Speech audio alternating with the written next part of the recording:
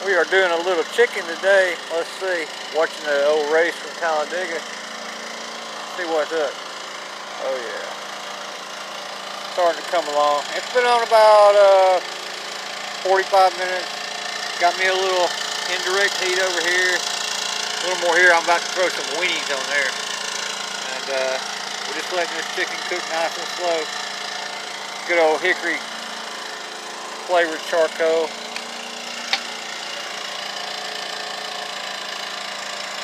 Anyway, I guess that's what's for dinner. Nice and slow. May have to get some more briquettes going here in a minute. But we'll see ya.